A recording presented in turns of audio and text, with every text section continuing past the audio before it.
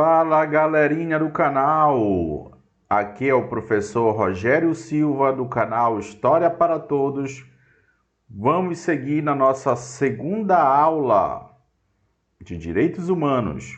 O assunto abordado hoje, os assuntos abordados hoje serão afirmação histórica dos direitos humanos e direitos humanos e responsabilidade do Estado.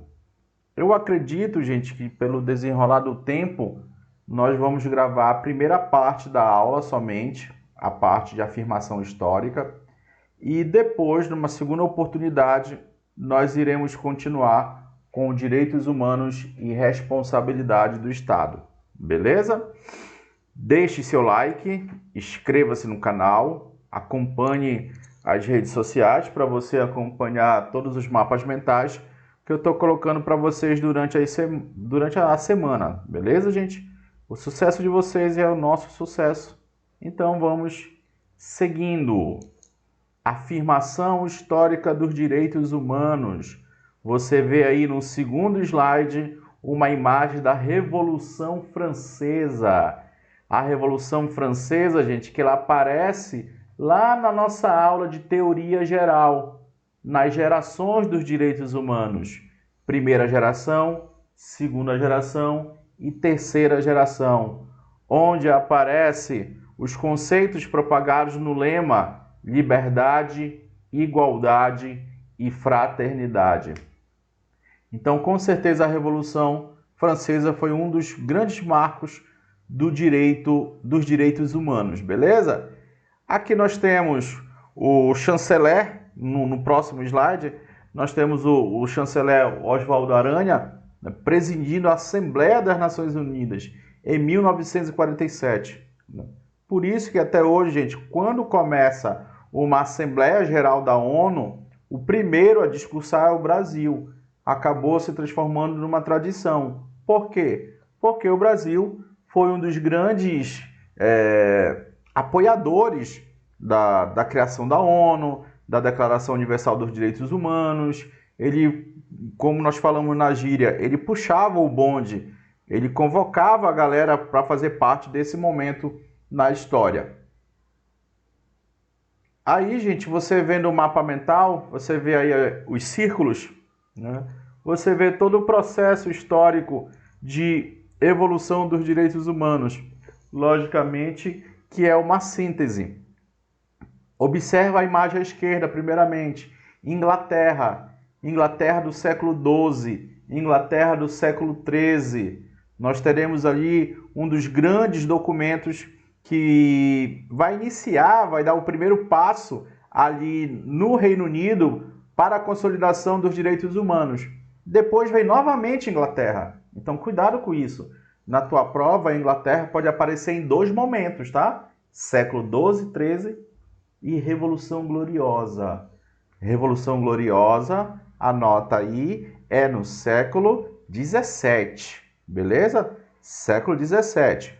Posteriormente, gente, nós temos o Iluminismo, né? Montesquieu, Rousseau, John Locke, entre outros pensadores, direto e indiretamente vão influenciar a Revolução Americana e a Revolução Francesa. A Revolução Americana, a Revolução Francesa e o Iluminismo, anota aí, século XVIII. Como foi conhecido o século XVIII? Como o século das luzes. Então, gente, repetindo, a tua prova fala de século das luzes, está falando do século XVIII. Esses momentos aí, eles estão interligados. Iluminismo, Revolução Americana e Revolução Francesa. A Revolução Americana vai afetar, logicamente, vai influenciar toda a América, e a Revolução Francesa vai influenciar praticamente toda a Europa. Do lado direito aí da tua imagem, você vê a Constituição Mexicana. Já chegamos no século XX, tá? A Primeira Guerra, a Grande Guerra, a Cruz Vermelha. A Cruz Vermelha, muito importante para o aparecimento, sabe de quê? Sabe de quê? Estamos vivenciando agora a questão da guerra da Ucrânia, da guerra da Palestina. Então, anota aí, filho de Deus. Cruz Vermelha, Direitos Humanos humanitário. Direitos humanos humanitário. Se vier na tua prova, gente, direitos humanos humanitário, ele vai associar provavelmente 90% de chance de cruz vermelha. Beleza? Segunda Guerra também, nós temos logicamente os direitos humanitários, mas a Segunda Guerra, a grande importância histórica dela dentro dos direitos humanos é logicamente o surgimento da ONU e da DUDH, né? Os direitos, a Declaração Universal dos Direitos Humanos. E no Brasil, professor, nós temos as constituições. Não te esquece, filho de Deus. Depois eu vou colocar aqui as constituições. Só que aqui eu coloquei apenas a última, né? Que é a CF 88. É um marco histórico, é um processo de afirmação, de consolidação dos direitos humanos na história do Brasil. Beleza, gente? Então, com certeza, tá aí uma questão na tua prova desse slide. O que a gente vai fazer agora? Nós vamos detalhar cada uma, beleza? Mudando de slide, você tem aí uma visão geral dos direitos humanos. Você tem ali a Magna Carta como um dos primeiros passos. Você tem ali a criação da lei de habeas corpus também na Inglaterra. Declaração dos Direitos também na Inglaterra. Declaração de Independência e Constituição dos Estados Unidos já na América. Aí vem uma porrada de eventos históricos, né, gente? A Revolução Francesa, a Mexicana, a Alemã ali, olha, a Constituição Alemã de 1919, daqui a pouco eu vou mostrar para vocês. E tem vários pactos, né? Várias convenções, dando destaque, logicamente, para a Convenção Interamericana de Direitos Humanos, que vai promover o Pacto São José da Costa Rica, né? Lá no finalzinho, você vê um que é muito importante para a sua prova, gente, que é o Estatuto de Roma, conhecido como TIP, Tribunal Penal Internacional, que nós iremos ver isso em outra aula. Então, esse slide, gente, ele mostra, né, a visão geral, assim como no slide anterior, só que aí com alguns detalhes, com a presença de algumas convenções, ok? Que nós vamos estudar ao longo das nossas aulas. Não só nessa aula, tá, gente? Lá na última videoaula, nós vamos ver várias dessas declarações e convenções. Mudando de slide, né? Nós temos ali, né, citando o Iluminismo, a Primeira Guerra e tudo mais. Chegamos na Inglaterra. Inglaterra do século XII, Inglaterra do século XIII. Por que eu falo 12 e 13? Porque é um processo de construção, tá? Então, gente, pensar na Inglaterra no século XII, no século XIII, é pensar na Magna Carta. Observe essa expressão, anota essa expressão. Tu acerta a questão da prova pela palavra, filho de Deus. 95%, gente, eu estou falando de 95%. Apareceu Carta Magna, já era, papai. A tua cabeça vai para a Inglaterra. 95% das questões de direitos humanos, quando fala de Carta Magna ou Magna Carta, se botar a palavra Inglaterra, se colocar a palavra Reino Unido, já era, papai. Então tu pensa em Inglaterra, beleza? Que período é esse, gente, na história? É o período medieval. É o período, gente, dos castelos, do rei Arthur, de Robin Hood. Já viram isso nos filmes, né? Então quem comanda ali o Reino Unido são os barões, os senhores feudais. E eles vão dar aí, gente, entre aspas, um golpe em cima do rei João sem terra. Onde ele foi obrigado ali, gente, dentro de um contexto de luta por sucessão de trono, a consolidação dele no poder, isso aqui já não importa tanto para vocês, ele foi obrigado a assinar essa Carta Magna. Essa Carta Magna que no início gerou vários conflitos, gerou várias guerras, mas que depois ela foi muito importante. Por quê? porque ela diminui o poder do rei. Ela diminuindo o poder do rei, ela dá mais poder a quem? A nós, ao indivíduo, ao sujeito, ao cidadão. Então o rei, o Estado, ele fica em segundo plano. Em primeiro plano aqui nós temos o quê? O cidadão inglês. Logicamente, gente, que isso aqui não vai afetar os direitos humanos já totalmente naqueles conceitos lindos e maravilhosos de primeira e segunda geração, que são os direitos de liberdade e igualdade. Nós iremos observar aqui, gente, algumas contradições, logicamente, dentro da sociedade inglesa. Por isso, filho de Deus, que lá no futuro deles aqui, dessa história, nós teremos a Revolução Gloriosa, tá? Olha o que está escrito aí, gente, no último item desse slide aí. Contra a tendência de instituição de um poder real soberano. O rei absolutista, né? Os senhores feudais se manifestaram já desde o fim do século XII, em declarações e petições sucessivas, dizendo: ei, rei, o teu poder tem que ser limitado. Vai te catar, meu irmão. Que parada. Durante todo o século XII, enfraqueceu-se no início do reinado de João Sem Terra, a partir da abertura de uma disputa com o rival pelo trono. Por conta da luta pelo trono, o rei da Inglaterra aumentou as cobranças fiscais, os impostos, contra os barões, para o financiamento da guerra. Diante dessa pressão de impostos, a nobreza passou a exigir periodicamente, como condição para o pagamento de impostos, o reconhecimento formal de seus direitos. Que direitos são esses? Lembrando, tá, gente? A gente não está falando do pobre camponês, do povão. Nós estamos falando dos barões, né? A liberdade deles, a propriedade deles. Olha o que diz o último item. A Magna Carta contribuiu, num primeiro momento, para reforçar o regime feudal, ou seja, o poder dos barões. E lá já trazia em si o germe, a origem de sua definitiva destruição ao longo prazo. Acaba, presta atenção, acaba o regime feudal, diminui o poder real. Acabando o regime feudal, diminuindo o poder real, nós teremos a ascensão de vários e vários direitos que irão limitar o poder do rei, né? E aqui nós teremos, com certeza, a seguridade, né, ao direito da propriedade. Aí no próximo slide. O sentido inovador do documento consistiu... O que tem de novo?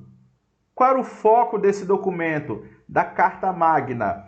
Justamente no fato de a Declaração Régia reconhecer os direitos próprios dos dois estamentos. Quem são os estamentos? A nobreza e o clero.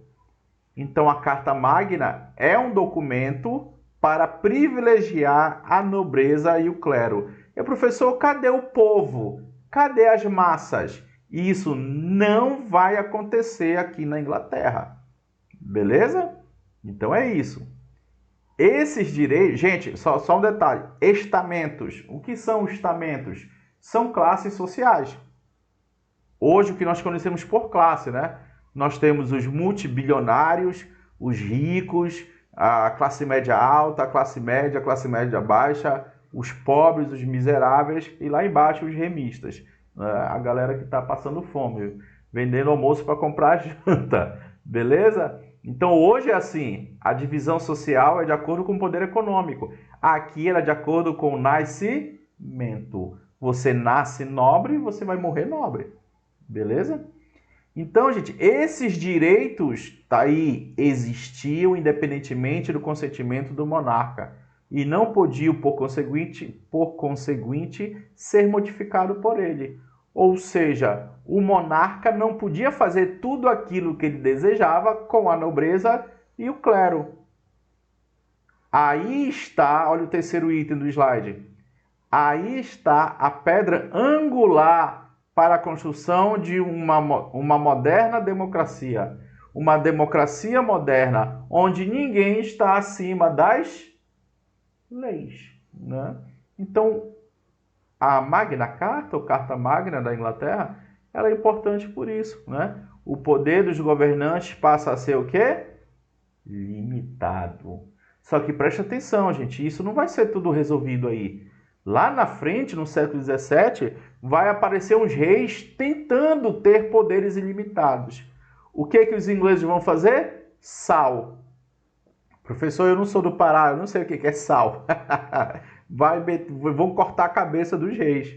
Beleza? É o que vai acontecer na Inglaterra, é o que vai acontecer depois lá na França. Beleza? Último item do slide, olha lá. A declaração final da cláusula, segundo o qual o rei e seus descendentes garantiriam para sempre a todos os homens livres do reino. Olha aí a palavra que começa a aparecer. Livres.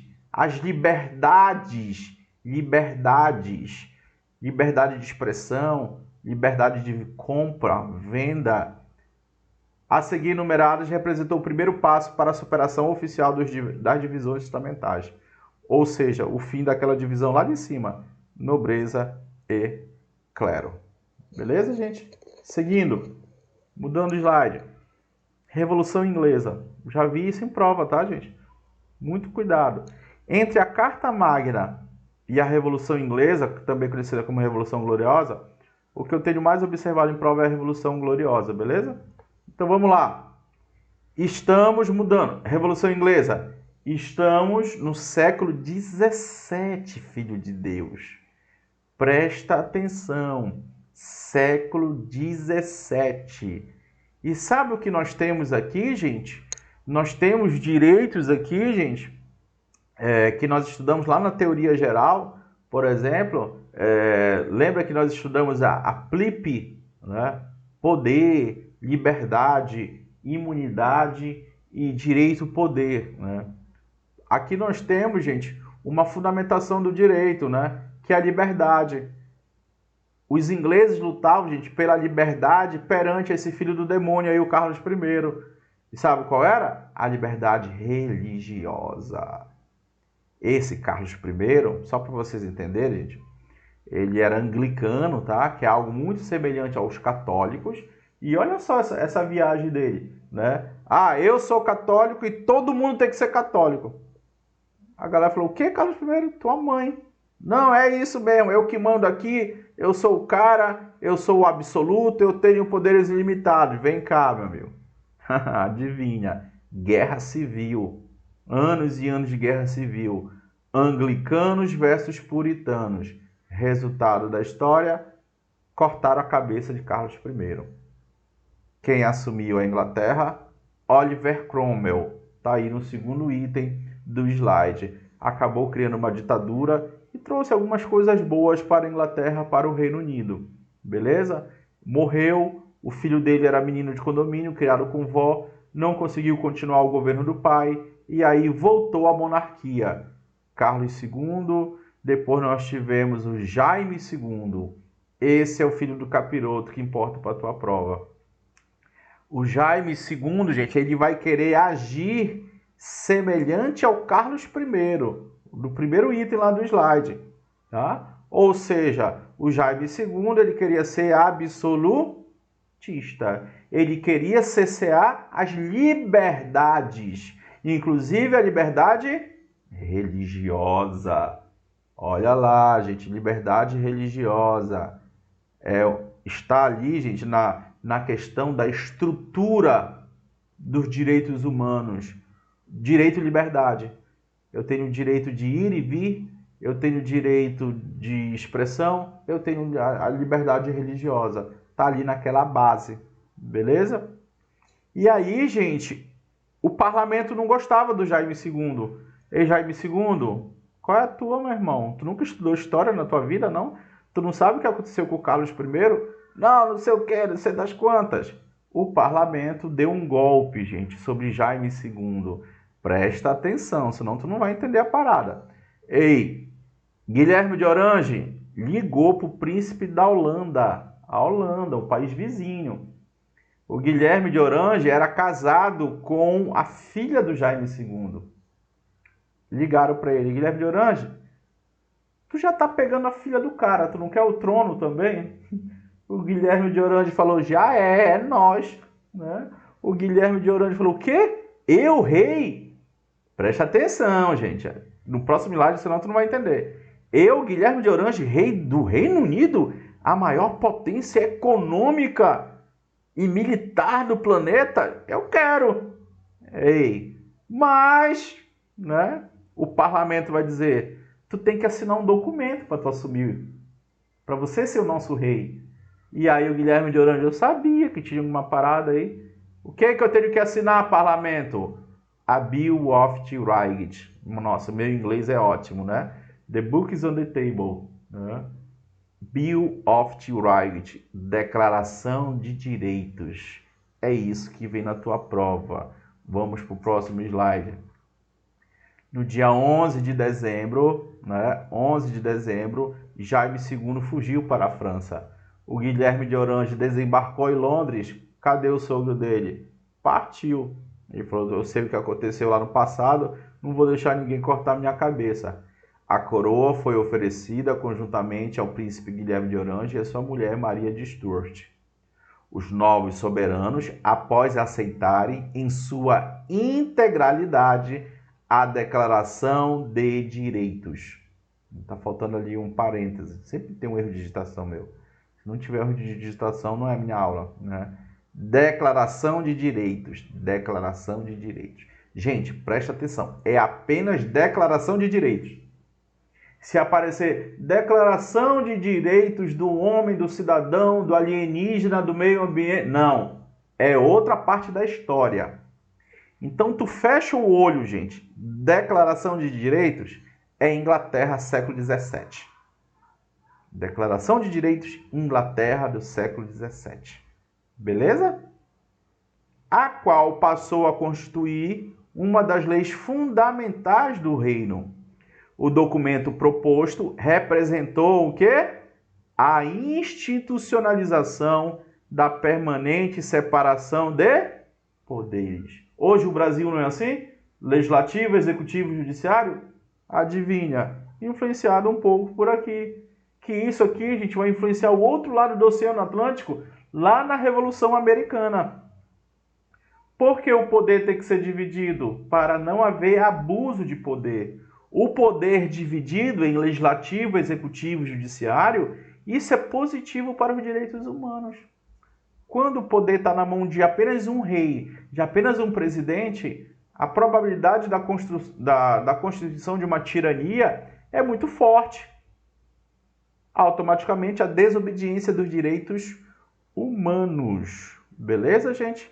Então, aí acaba o poder absolutista na Inglaterra. Veja aí o documento. Coloquei o documento aí, gente, oficial. Toda vez que você vê essa artezinha aí, gente, em cinza, né, enrolada, é para dizer que é um documento histórico, tá? Vamos ver rapidamente? Os lordes espirituais e temporais e membros da Câmara dos Comuns, Câmara dos Comuns, que é o parlamento, tá? Parlamento inglês. Desde logo o seguinte: 1. Que é ilegal a faculdade de se atribuir a autoridade real para suspender as leis, né? A autoridade real, ela tem que cumprir essas leis. Item 15. Reclama e perde como repetidas instâncias todo o mencionado, considerando-o como um conjunto de direitos e liberdades incontestáveis. Olha aí, falando de novo de liberdade. Como também o que para o futuro não se firme precedente, nem se deduza consequência alguma ao prejuízo do povo. Então, quem deve gozar de liberdade? O povo. Quem deve ser protegido pelos direitos? O povo. 16. A esta petição e seus direitos fomos estimulados particularmente pela declaração, aí tem um Guilherme de Orange, né? Que levará o termo a, de novo, mano, liberdade do país, que se acha tão adiantado. Esperamos que não permitirá, sejam desconhecidos os direitos que acabamos de recordar, nem que se reproduzam os atentados contra... Olha aí. Gente, a nossa liberdade de religião não está na Constituição de 88? Está aí também, olha, na Declaração de Direitos. Religião direitos e liberdade. São as 3 palavras mais fortes na Bill of Rights, Declaração de Direitos. 1689, ocorreu durante a Revolução Inglesa, que na sua prova pode vir com outra palavra. Anota aí, anota aí. Na sua prova ele não vai colocar Revolução Inglesa, que ele quer te enrolar. Ele vai colocar Revolução Gloriosa. Ô glória! Se Deus quiser, o primeiro lugar geral está ouvindo essa aula, vendo essa aula, nem que seja de cabeça para baixo na lista. Próximo slide. Embora não seja uma declaração de direitos humanos, não é uma declaração de direitos humanos, tá, gente? É uma declaração de direitos, mas que já é o primeiro passo para chegar a uma declaração de direitos humanos. O Bill of Rights criava, com a divisão de poderes, aquilo que a doutrina constitucionalista viria a denominar de garantias institucionais. É uma forma de organização do Estado cuja função é proteger os direitos fundamentais da pessoa. Direito à vida, direito à liberdade, né? Os direitos ali de primeira e segunda geração. Lá no último item, o parlamento inglês podia muito bem servir a democracia representativa, nascente, né? Então ali é o nascimento, o início da fecundação, né? O primeiro passo para a democracia moderna, juntamente com o que aconteceu lá no século XIII, na própria Inglaterra, no próprio Reino Unido. O Bill of Rights, enquanto lei fundamental, permanece ainda como um dos mais importantes textos constitucionais do Reino Unido. Beleza? Então, gente, a Declaração dos Direitos trouxe essa garantia constitucional, trouxe esses direitos fundamentais. O que são os direitos fundamentais? São os direitos humanos internalizados, positivados na nossa Constituição. Seguimos? Mudamos o slide? Vamos para o Iluminismo. Gente, Iluminismo, não te esquece. O Iluminismo pega uma porrada de eventos históricos, tá, gente? Iluminismo, eu vou escrever aqui. Vou usar aqui a canetinha. Iluminismo mais o que? Revolução Americana. RA. Beleza? Mas qual a outra revolução? A Revolução Francesa. Então estão todos interligados, tá? Iluminismo, Revolução Americana e Revolução Francesa, ok? Inclusive, gente, o Iluminismo ele faz parte de uma das fundamentações dos direitos humanos, né? Nós já vimos isso lá na nossa primeira aula. Então pega o bizu aí, o bagulho tá doido aqui, tá? Então, gente, Iluminismo. O que é Iluminismo? Iluminismo vem de iluminar as ideias, iluminar o pensamento. Lembrando que o Iluminismo é do século XVII, mas ele ganhou força no século XVIII. Século XVIII, já falei para vocês anotarem, o século XVIII é o século das luzes, ok? De iluminar a sociedade, baseado na razão, baseado na ciência. Não tentar explicar a sociedade somente de acordo com Deus e com os conceitos divinos e religiosos e bíblicos. Então é uma nova perspectiva de vida, é uma nova perspectiva de sociedade. E aí vão surgir vários teóricos, como Rousseau, John Locke, Montesquieu. Todos vão aplicar a razão na sociedade, na economia, na política e, logicamente, nos direitos humanos. Os teóricos iluministas, gente, inclusive, alguns deles vão apostar e vão propagar essa ideia que nós temos o direito de revolta. Nós podemos lutar contra o governo autoritário. Ou seja, nós temos o direito de lutar contra um governo que não respeite os direitos humanos.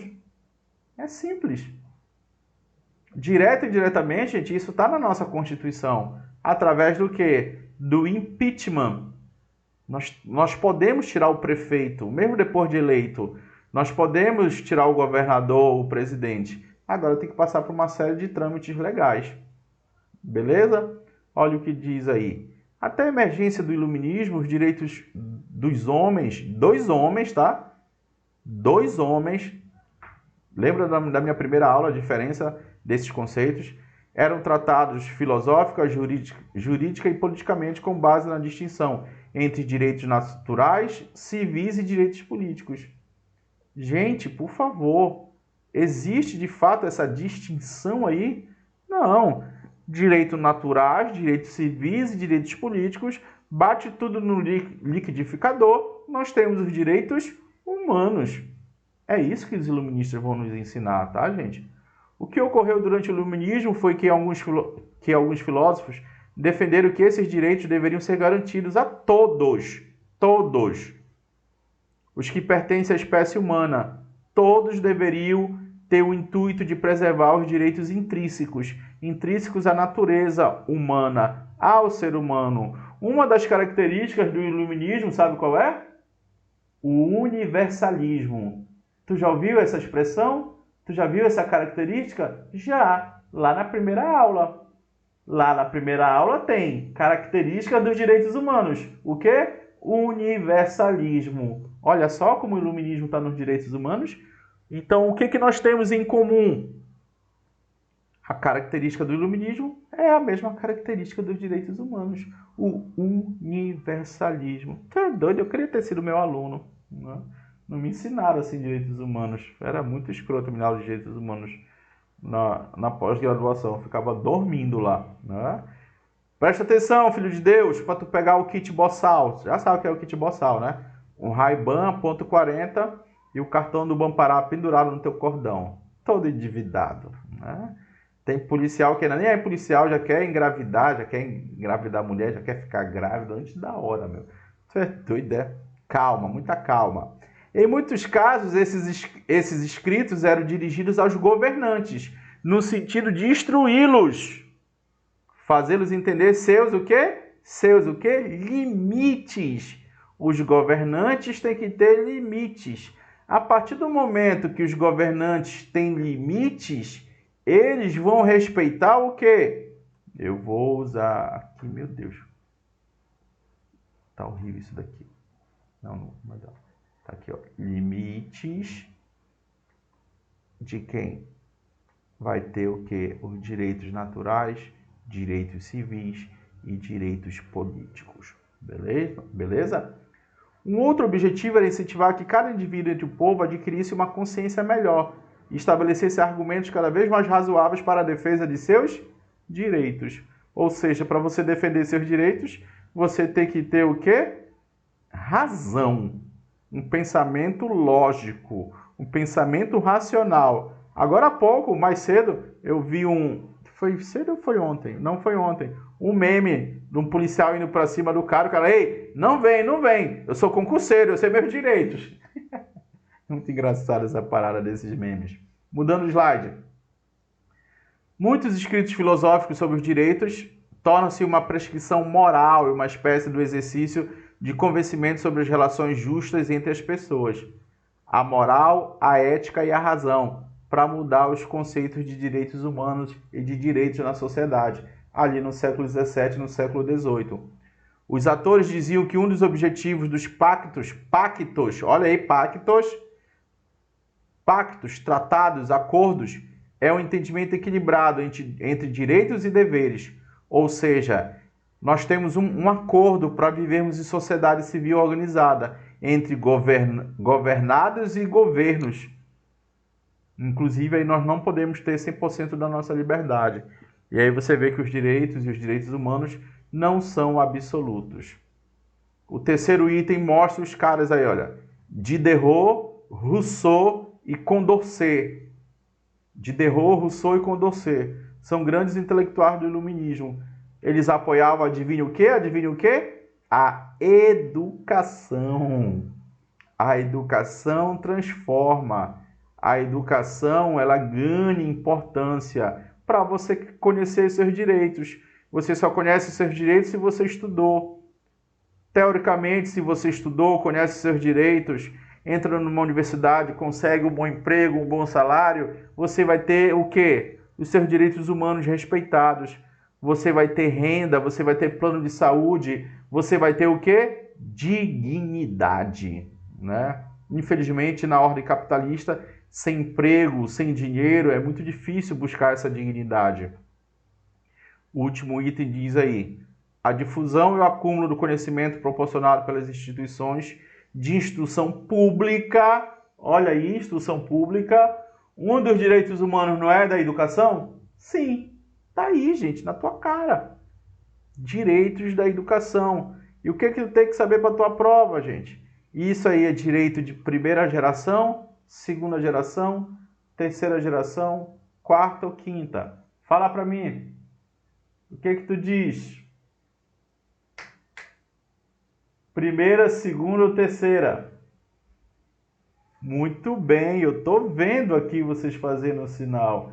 Educação, direito de segunda geração, né? Não quer dizer que não esteja na primeira, direta e indiretamente, mas direito social, econômico e cultural são direitos, né, de segunda geração. É isso que a tua prova vai pedir.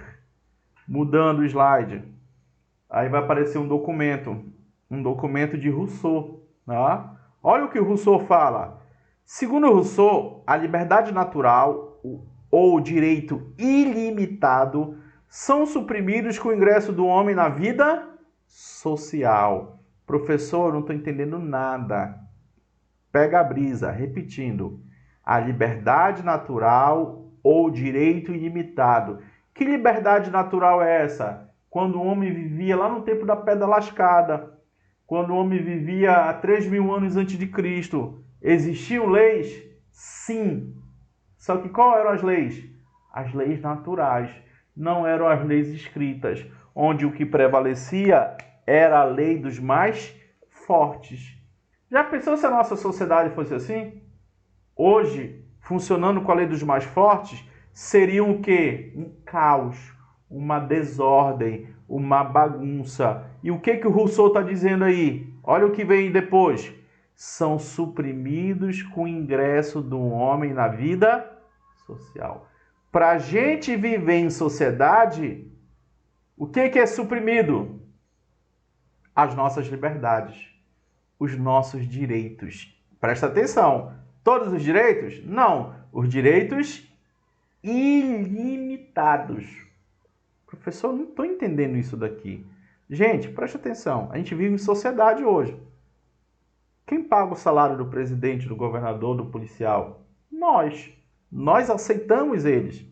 Nós aceitamos na sociedade, tu pega o teu carro, a tua moto, ou então mesmo no ônibus, chega um momento que o semáforo está vermelho. Ali a tua liberdade não é diminuída? Sim. Depois, a tua liberdade é continuada. Então, nós temos que ter uma liberdade limitada para a gente viver em sociedade. É isso que o Rousseau diz, tá, gente?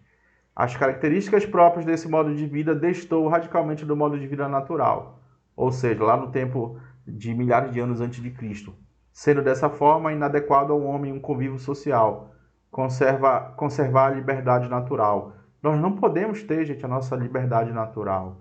Ah, eu tenho liberdade de expressão, então eu vou andar pelado na rua. Né? Tua mãe, né? Tu não pode andar pelado na rua, mostrando toda a tua beleza e gostosura, né? Porque você vai estar ferindo a liberdade do outro.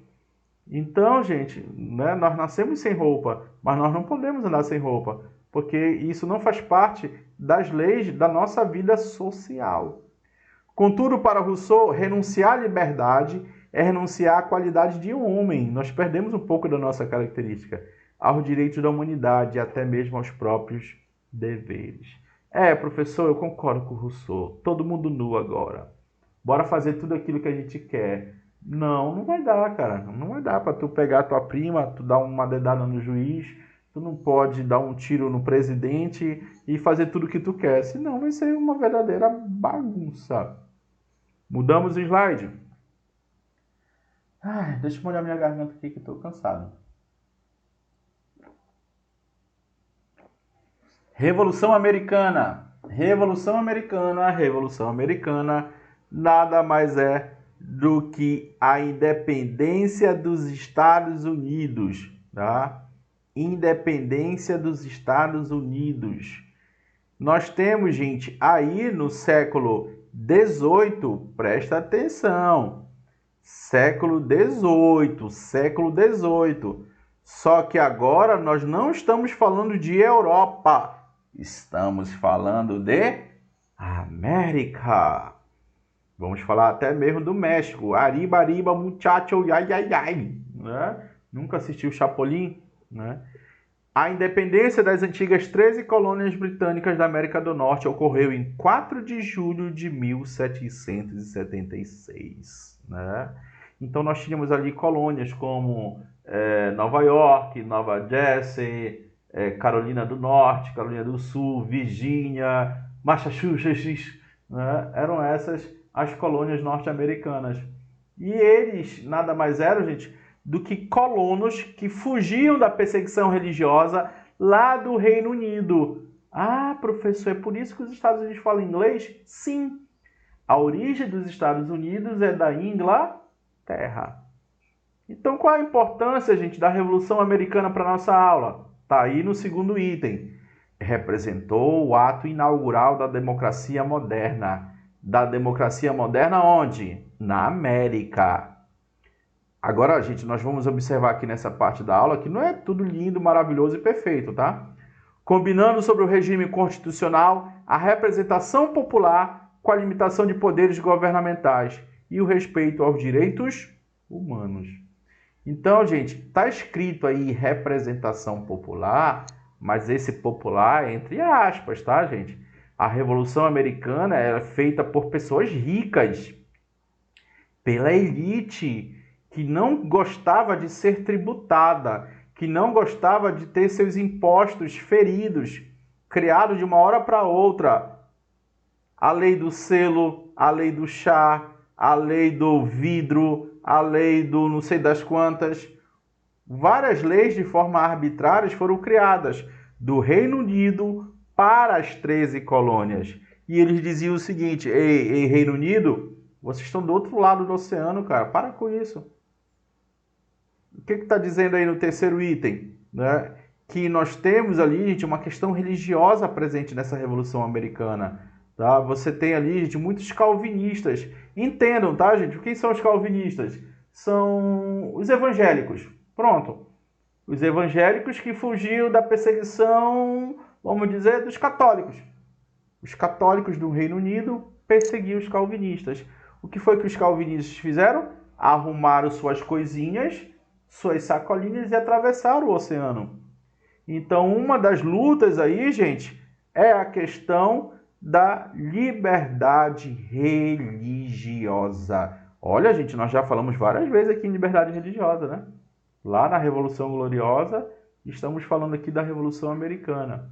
Mudando o slide, você vê que essa questão de religião ela é muito antiga. Olha aí, ó, Thomas Jefferson, um dos ícones aí desse contexto histórico, apresentou uma lei sobre a liberdade de religião. De novo aí, ó, liberdade de religião. E que o primeiro artigo chamada de Declaração de Direitos Norte-Americana, constituída pelas 10 primeiras emendas da Constituição, diga respeito à liberdade de religião, de palavra e de imprensa. De novo, liberdade, liberdade, liberdade. Beleza? Tratava-se à época de um sistema oligárquico. O que é oligárquico? Grandes famílias, grandes latifundiários, pessoas ricas. Mas a ideia do consentimento dos governados acabaria sendo um molde, um modelo indispensável ao funcionamento do futuro da democracia moderna, uma vez admitido que o sufrágio universal. Os governados, eles queriam decidir o seu futuro. Os governados, eles queriam ter o direito de voto. Todos os homens e mulheres votando. As mulheres votando? Não, né, gente? Porque aqui existe muitas o quê? Muitas desigualdades entre gênero, né? muito machismo. Estamos no século XVIII. E uma coisa que daqui a pouco vai aparecer para você, gente, que não era lindo e maravilhoso, porque a escravidão continuou. Então era a liberdade de todos? Era de fato um sufrágio universal? Não.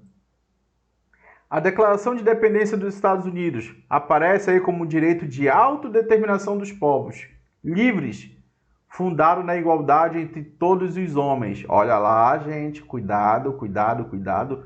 Fundado na igualdade entre todos os homens. Eram todos de fato? Não. Por exemplo, os escravos não estavam aí, tá? A existência de direitos naturais ao ser humano e o princípio da dignidade do povo. Os reis são servidores, não proprietários do povo. Ou seja, eles são contra o absolutismo. Mudando de slide, nós temos aí, olha, a importância histórica, e logo vai aparecer o documento aí. A importância histórica da declaração. Por que ela é importante para os direitos humanos? Por que ela é importante para a nossa aula aqui? É o primeiro documento político que reconhece, né, a parte da legitimidade da soberania popular. Lembrando que esse povo não é um povo no sentido que nós conhecemos hoje, tá? Aí, gente, são os cidadãos ingleses lutando por liberdade econômica. Gente, tu tem que entender um pouco muito de história aí, porque é o seguinte, antes da Inglaterra criar uma porrada de impostos, o cara que morava lá nas 13 colônias, ele negociava com a África, ele negociava com a América Central, ele negociava, comprava, vendia e rum, e cana-de-açúcar, e chá. O chá pro britânico, gente, ele é a mesma coisa que o açaí para nós, que o chimarrão pro gaúcho, é algo muito, muito importante no seu cotidiano. Então, gente, antes de ocorrer essa independência dos Estados Unidos, eles tinham muita liberdade econômica. E aí o governo inglês vai tentar acabar com essa liberdade. E a galera vai dizer, é tua mãe.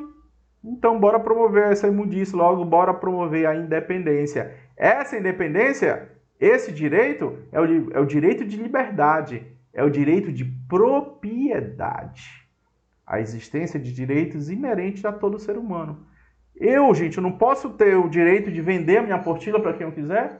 Posso. Eu não tenho o direito de vender a minha casa, de comprar um apartamento, de comprar... Agora, recentemente, eu comprei um sítio lá em Salinas. Ele mede 5x8, enorme. Um grande latifúndio, né? Mentira, tá até para vender meu sítio lá, aqui, só dá um kitnet.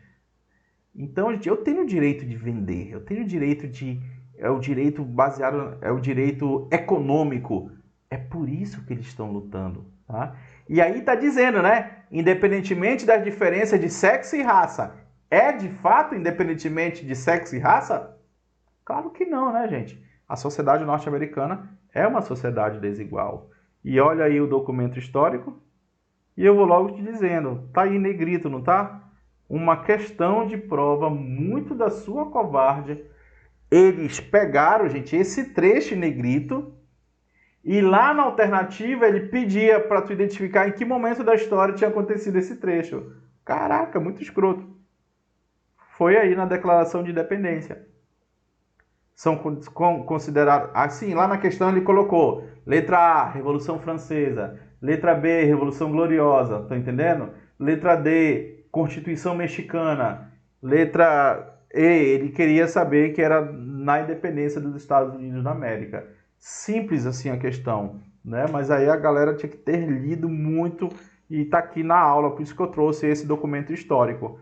Consideramos estas verdades como evidentes por si mesma, que todos os homens são criados iguais, dotados pelo Criador de certos direitos, o quê? Gente, inalienabilidade. É o que nos direitos humanos? Fala para mim, fala para mim. É o que? Uma característica. Viu só como os direitos humanos aparecem aí? Que entre estes são a vida, a liberdade e a procura do quê? Olha que bonitinho, né? Da felicidade. Que a fim de assegurar esses direitos, governos são instituídos entre os homens. Os homens, gente, eles instituem os governos. Nós, homens, que damos poder aos nossos governantes, derivando seus justos poderes do consentimento dos governados, que sempre, de qualquer forma de governo, se tornem destrutivas a tais fins. Declaração de Independência dos Estados Unidos da América, 1776, século XVIII. Aí é a declaração, tá, gente? Declaração, tá aqui, olha. Declaração de Independência dos Estados Unidos. Próximo slide, gente, aparece a Declaração de Direitos. Já é um pouquinho diferente, tá, gente? Mas faz ali mais ou menos um Ctrl+C, Ctrl+V da Declaração de Independência, tá? Declaração de Direitos, gente. Quando aparece Declaração de Direitos em prova, geralmente é Inglaterra, tá? Aí, Declaração de Direitos Americanos. Eu não coloquei aí, mas geralmente aparece em prova Declaração de Direitos Americanos. Tu tem que saber que é pós-independência dos Estados Unidos. Protege a liberdade de expressão, a liberdade de religião, o direito de uso de portar armas, a liberdade de reunião, o direito de petição. Isso tudo aí, gente, não está na DUDH, não está no Pacto São José, não está na nossa Constituição de 88? Está. Então, gente, a Revolução Americana ela vai influenciar esses documentos, esses marcos dos direitos humanos, a nível global, regional e aqui dentro do Brasil. Olha o que diz aí o terceiro item. Proibir o governo federal de privar uma pessoa da vida, da liberdade ou da propriedade, sem que sejam respeitadas garantias processuais. Você vê essas garantias processuais, por exemplo, lá na DUDH. Proíbe que alguém seja julgado 2 vezes pela mesma acusação. E não te esquece, essas discussões foram muito lindas e maravilhosas, mas não debateram a questão do fim da escravidão. Não debateram a abolição. Então esse é outro documento histórico que surgiu da Revolução Americana. Vem-te embora, vem-te embora.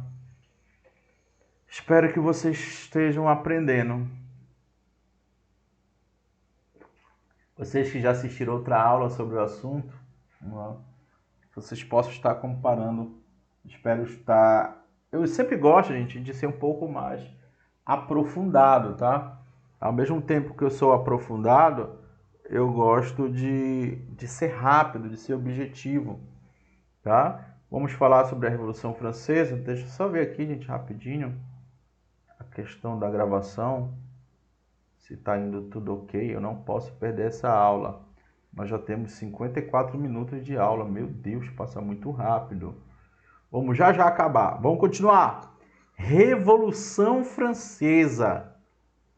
Poxa, gente, a Revolução Francesa, só para você ter uma ideia, gente, ela traz para a nossa sociedade hoje a questão da educação gratuita, pública, obrigatória.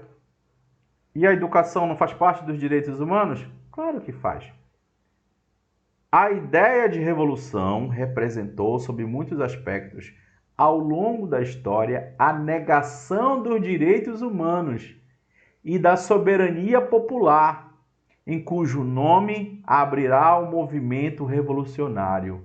Gente, o que está dizendo aí?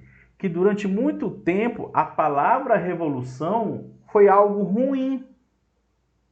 Durante muito tempo a palavra revolução dizia, ali naquele momento de revolução, não temos direitos humanos. Então, aqui no século XVIII, e principalmente na Revolução Francesa, a palavra revolução ela vai ter uma ressignificação. E graças a Deus, né? Ainda bem, a ressignificação vai ser para um lado melhor, vai ser para um lado positivo. Na Tríade Famosa, qual é a Tríade Famosa? Liberdade, igualdade e fraternidade. Foi, sem dúvida, a igualdade que representou o ponto central do movimento revolucionário. Que igualdade é essa, gente? Igualdade de classes. A sociedade francesa ela era dividida em primeiro estado, segundo estado e terceiro estado. Presta atenção.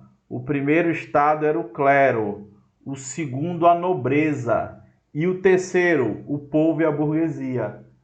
Só que o primeiro e o segundo estado não trabalhavam e não pagavam impostos, ficavam só coçando. Isso é justo? Não, né? Isso não é justo. Então o terceiro estado vai se revoltar contra isso. Lá no terceiro estado estão os grandes comerciantes, os profissionais liberais, os professores, os advogados. Inclusive aí do lado direito, esse lindo cara aí maravilhoso com essa peruca chiquérrima é Maximilien Robespierre, um dos líderes da Revolução Francesa.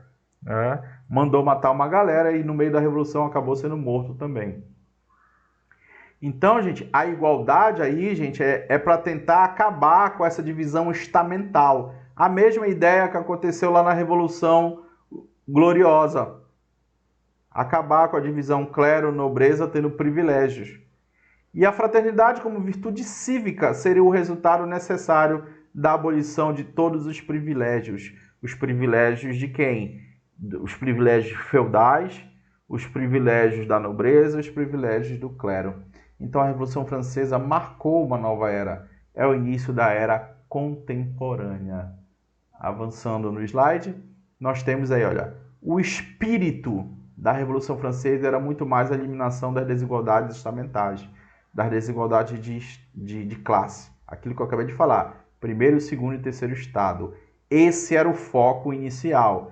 Lembrando que a Revolução Francesa, gente, ela não foi a mesma durante todos os anos. Ela durou, gente, praticamente 10 anos. É o que diz o segundo item. Ao contrário do que ocorrera nos Estados Unidos, olha só, estamos fazendo um vínculo histórico que nós acabamos de ver. Ao contrário do que aconteceu nos Estados Unidos, a ideia de separação dos poderes praticamente não estava presente no início da Revolução. Qual é a ideia de separação de três poderes? Dos poderes legislativo, executivo e judiciário. Isso não estava tão forte nos primeiros anos da Revolução Francesa, porque eles queriam um governo forte e centralizador para eliminar essas desigualdades estamentais que estão no primeiro item do slide. Eles queriam acabar com os privilégios de nascimento. Então, só um governo forte poderia fazer isso. Ou seja, não ocorrendo naquele momento essa divisão dos poderes. Deu para entender isso? Um pouco mais de história aí, né? Mudando o slide. Em 1791 foram extintas de um só golpe todas as servidões feudais. Ou seja, nós já estamos encaminhando aí, gente, para aquela ideia de todos nós somos iguais perante as leis.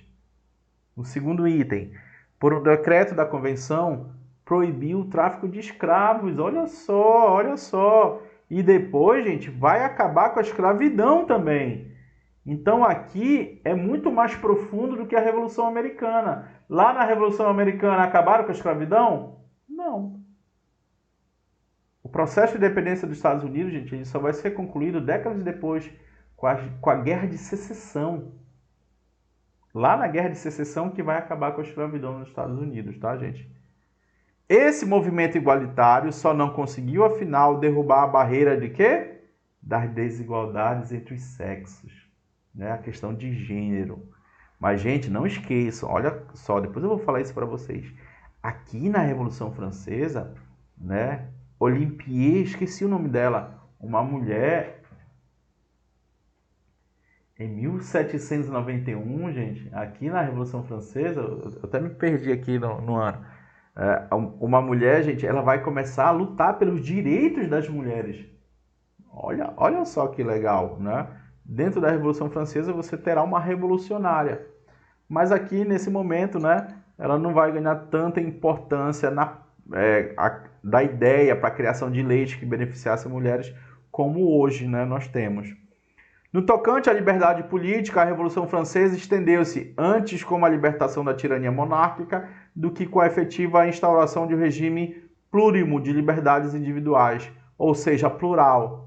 O que ele está falando aí, gente? O foco inicial da Revolução Francesa era acabar com a monarquia absoluta.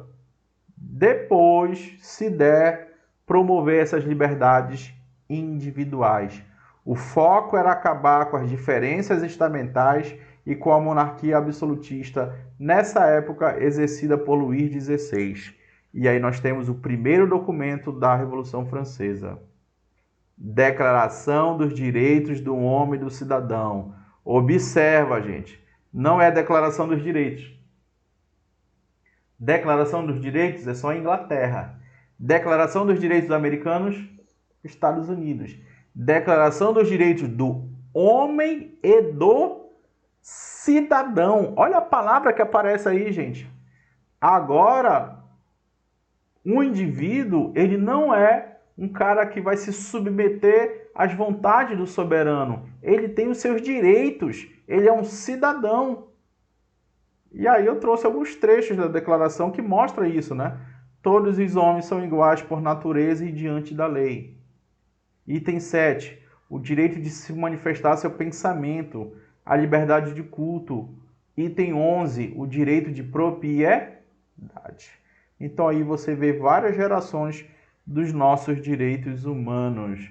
E aí, mudando o slide, você vê uma pintura, né, que mostra os artigos aí da Declaração dos Direitos dos Homens. Muito bonita, muito bacana, lá no museu em Paris. E depois você tem a Constituição de 1791. Observa, gente, uma coisa é a Declaração dos Direitos do Homem e do Cidadão, outra coisa é a Constituição. Aí é a lei propriamente dita. Então aí você vê os direitos naturais e civis sendo citados, a questão do delito, né? O delito não pode ser, os mesmos delitos serão punidos pela mesma pena, sem distinção de alguma de pessoa. Então o cara que ele é mais rico, ele tem que ter uma pena mais leve do que é mais pobre. Não, não existe isso. Fala aí da divisão dos poderes, cita o poder legislativo, fala de propriedade, fala de soberania. Preste atenção nessa parte de soberania. Artigo 1. A soberania, ela é una, ela é única, indivisível, inalienável e imprescritível. Ela pertence a quem? A quem? A quem? A quem? A nação, né? Ninguém pode estar acima das leis da nação. Isso para evitar o abuso de poder e monarquias absolutistas. Mudamos o slide. Aí que eu tive que ler francês, cara. Me matando com o Google Tradutor aqui. Para poder buscar esse trecho aí da Constituição Francesa de 1793. Professor, são duas constituições? Sim. São duas constituições e uma declaração. Beleza? Aí, gente, é a consolidação de tudo isso que nós já vimos aqui. Artigo 1. O fim da sociedade é a felicidade comum. O objetivo da sociedade, o Estado, ele deve trabalhar para a felicidade. Todos nós temos que ficar unidos para proporcionar essa felicidade, essa fraternidade. O governo é criado para garantir aos homens e às mulheres. Olha só quem aparece aí, a palavra mulheres. Há 100 anos atrás apareceria essa palavra? Claro que não. Então aí você já vê um pouquinho mais de atenção às mulheres. Lembrando que essa divisão, exclusão das mulheres ainda vai continuar. Que seus direitos, olha aí, direitos naturais, aquele que já nasce com o homem. O direito natural e os direitos humanos, eles são o quê? Imprescritíveis. Isso é uma característica dos direitos humanos. Quem são esses direitos? Liberdade, igualdade, seguridade, propriedade, né? Tudo aquilo que nós já vimos. Vamos avançando? Constituição Mexicana. A Constituição Mexicana, gente, ela é inspirada em ideias de anarquistas, né? Do pensamento de Mikhail Bakunin, que vai influenciar, né, os líderes, né, o movimento social, que depois vai acabar refletindo na Constituição de 17. E o que tu tem que saber, gente, na Constituição Mexicana? Os direitos trabalhistas. Pensar em direitos trabalhistas é pensar em México, tá? Isso é algo inovador. Lembrando, tá, gente, essa questão dos direitos trabalhistas surgiu décadas e décadas antes de 1917, justamente com os anarquistas. os anarco-sindicalistas na Rússia, na Espanha, na Itália. Depois de alguns anos, isso acabou chegando na Revolução Russa, isso acabou chegando na Constituição Mexicana. Então, muito simples, tá, gente? A Constituição Mexicana. Não vamos aprofundar aqui. Proibição da reeleição do presidente da República.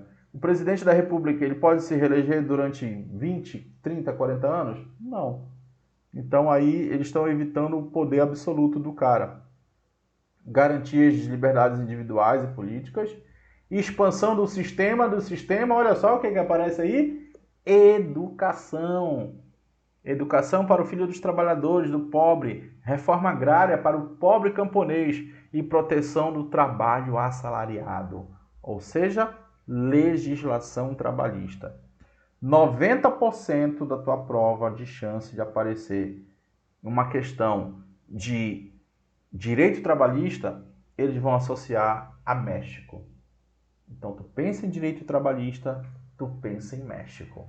Beleza? É assim que tu aprende e assim fica facinho. Aí, olha, o outro slide. Carta Política Mexicana de 17 foi a primeira a atribuir aos direitos trabalhistas a qualidade de direitos fundamentais. Direito trabalhista é um direito fundamental, é um direito humano. A importância desse precedente histórico deve ser salientada, pois na Europa a consciência de que os direitos humanos têm também uma dimensão social, só veio a se consolidar depois. Então no México isso foi feito antes. Então os direitos humanos é um direito social. O direito do trabalho, a renda, a férias é um direitos humanos. Faz parte dos direitos humanos. Mudando o slide. Grande Guerra. A Grande Guerra, gente, que nós chamamos muito de Primeira Guerra, né? Mas eles não sabiam que ia ter a primeira ou a segunda. Então, o correto é falar Grande Guerra. 1914 a 1918. Eu coloquei aí 19, gente, porque em 19 houve o Tratado de Versalhes. Para alguns historiadores, né, a Grande Guerra só acaba com o Tratado de Versalhes, onde a Alemanha foi humilhada. Tu já foi humilhado? E isso proporcionou depois um sentimento de ódio e vingança. Esse ódio e vingança vai ser usado para construir, infelizmente, a Segunda Guerra Mundial. Do lado direito aí, gente, da Grande Guerra, você vê o símbolo da Liga das Nações. A Liga das Nações, gente, é o primeiro ponto, a gênese, o germe, né, da ONU.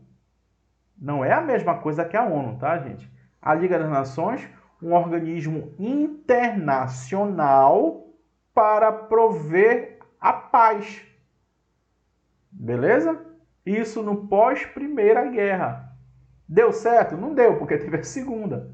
Porrada, tiro, facada, dedada, chifrada, pedala, robinho, cavalaria aérea e o caramba. Então não deu certo a Liga das Nações. Mas aí, gente, essa é a importância, né? Foi o primeiro passo, né? E a Liga das Nações, né, queria, logicamente, defender os direitos humanos. Passando, nós chegamos ali dentro desse contexto do pós-Primeira Guerra, ao surgimento da OIT, a Constituição da Alemanha. Aí, a gente não fala Alemanha, tá? A gente fala Weimar, mas saibam que é Alemanha, tá? Então, a OIT, gente, que logicamente, como o próprio nome está dizendo, defende as questões trabalhistas, as normas internacionais, as condições dignas de trabalho. Olha aí, dignidade. Você, enquanto trabalhador, você vai trabalhar num local fétido, escuro, sujo, você vai trabalhar durante 14, 16 horas por dia? Não, né? Isso fere a sua dignidade humana, fere o seu direito humano. Então a OIT, e hoje trabalhando lado a lado com a ONU, trabalham com isso, né? Atuam nisso.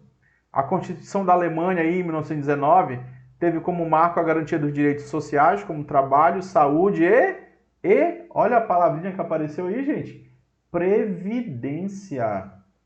O que é previdência? Aposentadoria. E olha outra palavrinha que ainda não tinha aparecido, gente, cultura. E aí vem aquela pergunta, né? Direito de primeira, segunda, terceira geração. Segunda geração está presente na Constituição da Alemanha. Por fim, Segunda Guerra Mundial. A Segunda Guerra Mundial acabou, o mundo estava arrasado, descobriram o Holocausto, o antissemitismo muito violento, o mundo estava pedindo socorro. Socorro, nós precisamos defender os direitos humanos. Nós podemos acabar com a humanidade. Então pega todos os direitos e bate no liquidificador e vamos defender todos eles. Essa é a teoria pós-positivista. Olha o que está escrito aí. O período pós-guerra instaurou uma nova lógica planetária. Que lógica é essa? Uma lógica muito de direitos humanos, muito legal, exaltando a importância do indivíduo como um dos novos sujeitos do direito internacional. Por que nova lógica, filho de Deus? Porque durante muito tempo o direito internacional ele focava no Estado, no país, na nação, e o sujeito era colocado em segundo plano. A lógica agora é outra. Primeiro o indivíduo, primeiro nós enquanto pessoas, depois os estados. Não é isso que está nos direitos humanos? Sim. O Estado não é mais o único ator internacional. O Instituto Soberania é flexibilizado, ou seja, a soberania não é somente a soberania da nação, é a soberania do sujeito, é a soberania do povo. O direito internacional dos direitos humanos e o direito internacional dos direitos humanos emerge desse contexto, surge desse contexto, os direitos humanos modernos. Este é materializado pelo sistema global e regional de proteção dos direitos, a ONU, a OEA, o sistema europeu, o sistema africano. Findada a Segunda Guerra, as obras de direito constitucionais, logicamente, são altamente influenciadas pelo direito internacional, esses direitos humanos. Traspassado o justnaturalismo e o positivismo, que nós já vimos isso lá na nossa primeira aula, o que surge aí como teoria de fundamentação, né, ali da estrutura também dos direitos humanos, o pós-positivismo. Da fundamentação, gente, perdão, fundamentação, não é estrutura, né? A fundamentação dos direitos, justnaturalista, positivista, moralista, racionalista, e aí tem o último que eu não falei na aula, né? Porque justamente apareceria aqui, o pós-positivismo, depois do positivismo. O que são fundamentações positivistas? Os direitos humanos, para ele ser validado, ele tem que estar escrito, ele tem que estar em alguma constituição, ele tem que estar positivado. Aí é o pós. O pós-positivismo é uma designação provisória, genérica, de um ideário difuso, espalhado, que ainda não está consolidado, gente, na nossa sociedade, tá? Na qual se inclui a definição das relações entre valores, princípios e regras. Valores morais, valores e princípios da sociedade. E regra, gente, aquilo que está na lei, aquilo que está nos documentos normativos, aquilo que está nos documentos positivados. Isso tudo, né, são aspectos da chamada nova hermenêutica, da nova interpretação e a teoria dos direitos humanos. Então, o que é o pós-positivismo? É a união do entendimento de como compreender, como interpretar os direitos humanos e dos direitos fundamentais, baseado nesses três pilares: valores, princípios e regras. É doido, meu amigo. Tá top, top, top, top. Vamos ficar por aqui. Na próxima aula a gente vai ver esse assunto, direitos humanos e responsabilidade do Estado, que é um assunto bem curtinho, bem simples. Quem quiser adquirir o material é só ligar, eu já deixei meu número aí, o 91-983-080242, ou chamar aí no Instagram a apostila completa de direitos humanos, mais de 57 páginas de conteúdos e exercícios gabaritados, mais de 120 questões para dar força ao nosso trabalho. Beleza, galerinha? Sucesso a todos, felicidades, vamos estudar e logo, logo vocês estarão andando na viatura, dirigindo só com um braço, outro braço para fora, para fazer parte do kit borsal também. Valeu? Fui! Abraços!